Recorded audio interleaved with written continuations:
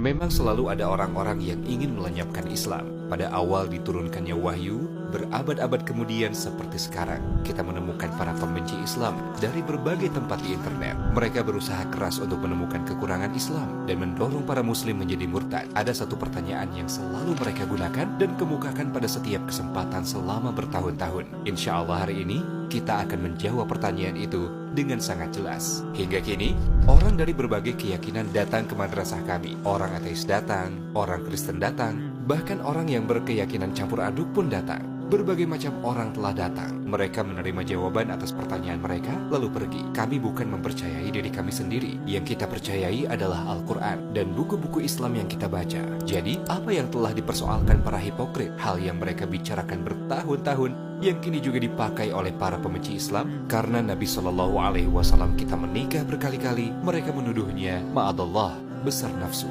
Mereka berkata, jika nafsunya tidak besar, maka dia tak mungkin menikah berkali-kali. Mereka juga berkata, jika jumlah perempuan yang bisa dinikahi dalam Islam adalah 4, bagaimana bisa Nabi menikahi lebih dari 4 istri sekaligus? Mungkin pertanyaan ini terlihat sulit dijawab, tapi mudah untuk dipahami bahwa hal ini sebenarnya adalah fitnah. Pikirkan pertanyaan berikut. Kapan pria memasuki masa pubertas? Umumnya antara usia 12 hingga 14. Iya kan? Tentu saja pada zaman itu di wilayah itu, masa pubertas dimulai lebih awal. Secara biologis, libido, hasrat seksual pria itu tinggi antara awal masa pubertas hingga usia 40.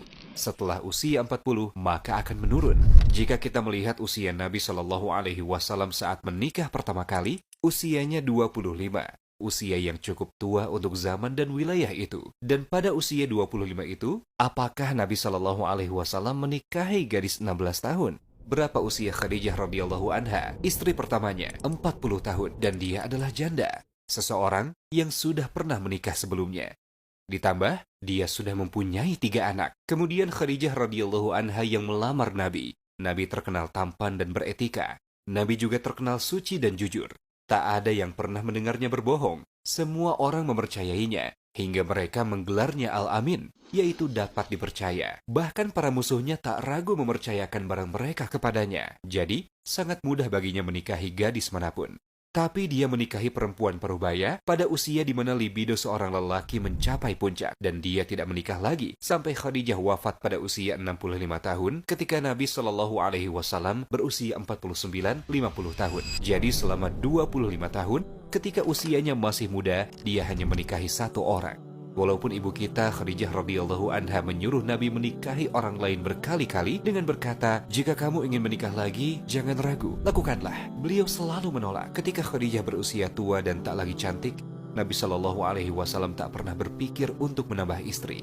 Setelah Khadijah wafat, selama 2 tahun, Nabi sendirian. Jadi siapa yang berpikir waras dapat mengatakan, jika Nabi nafsunya besar, jika benar begitu, bukankah akan terlihat buktinya ketika usianya muda, ketika libidonya di puncak? Namun, kehidupannya menunjukkan sebaliknya. Pernikahan Nabi Shallallahu Alaihi Wasallam berkali-kali yang mereka persoalkan terjadi setelah usianya 50 tahun. Jadi pasti ada alasan dan manfaat lain dari pernikahan-pernikahan tersebut. Kita akan membahasnya juga. Tapi, ketika kita melihat kehidupannya, kita jelas mengerti bahwa tak seorang pun bisa memfitnahnya sebagai bernafsu besar. Apa alasan untuk pernikahan-pernikahan itu? Apa hikmah di baliknya? Kebanyakan kita suka film perang sejarah kan? Dalam film itu kita melihat tradisi pernikahan antara suku dan kerajaan. Contohnya anak perempuan Raja Skotlandia menikahi Raja Inggris. Ada banyak pernikahan serupa dan tak terhingga contohnya ada dalam sejarah. Jadi, menurutmu apa tujuannya? Aliansi. Ini adalah satu alasan penting. Nabi Shallallahu Alaihi Wasallam menikahi perempuan dari suku yang memusuhinya. Tahukah kamu dampak dari pernikahan itu? Jika pemimpin suatu suku menikahkan putrinya kepada Nabi, akankah dia berperang melawan Nabi? Itulah salah satu hikmah di balik pernikahan Nabi Shallallahu Alaihi Wasallam. Hubungan politik, hubungan strategis. Ibu kita Juwairiyah radhiyallahu anha adalah satu contoh. Juga, walaupun tak ada permusuhan, karena budaya kesukuan pada waktu itu, secara umum, suku berbeda tak berinteraksi dengan hangat dan manis. Mereka selalu bersikap waspada.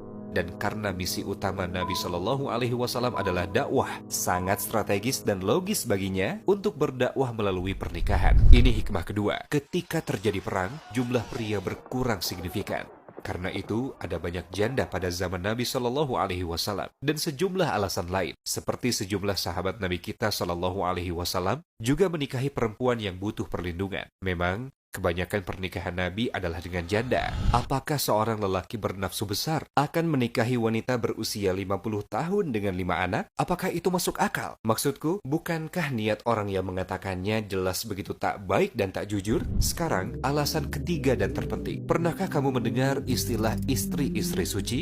Ini adalah istilah bagi istri-istri Nabi Shallallahu Alaihi Wasallam. Jika kamu memerhatikan siapa yang mengajar kita, terutama di rumah, para ibu kan, kita tak menyadari betapa banyak yang kita pelajari dari ibu. Pada zaman itu, para perempuan juga perlu belajar.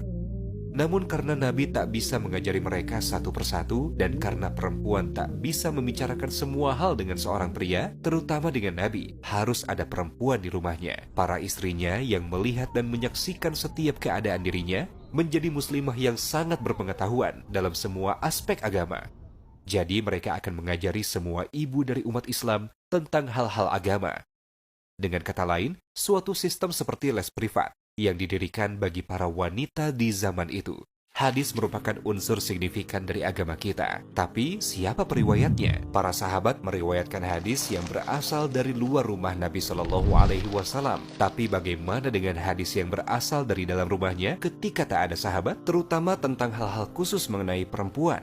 Siapa periwayatnya? Para istrinya. Untuk memenuhi tugas sedemikian penting, harus ada banyak istri yang berbeda satu sama lain dari segi karakter, kepribadian, kemampuan, minat, dan usia. Kamu mungkin tertarik, hampir separuh dari aturan dan informasi dalam Islam berasal dari para istri Nabi kita. Ibu kita Aisyah meriwayatkan hadis melebihi Umar radhiyallahu anhu dan Abu Bakar radhiyallahu anhu sekaligus. Singkatnya, berbagai pernikahan Nabi disebabkan oleh ketiga alasan di atas. Jika kamu ingat, ada pertanyaan lain.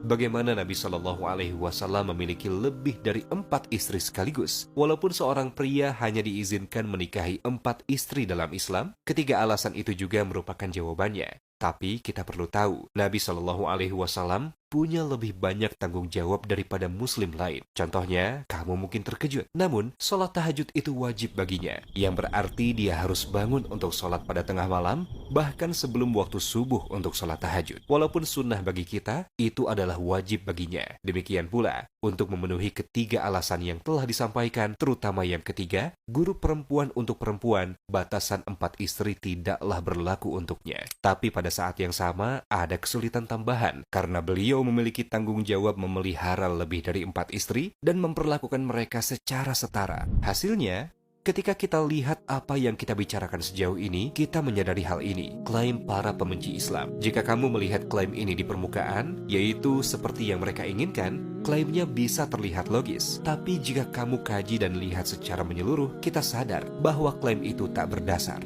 Hal ini berlaku untuk semua klaim para musuh Islam. Singkatnya, kita perlu belajar informasi agama dari orang dan sumber terpercaya lagi andal, bukan dari para pembenci Islam yang berdasar pada prasangka. Tiap dari kita mencari dan menemukan kebenaran, atau kita akan tertipu oleh mereka.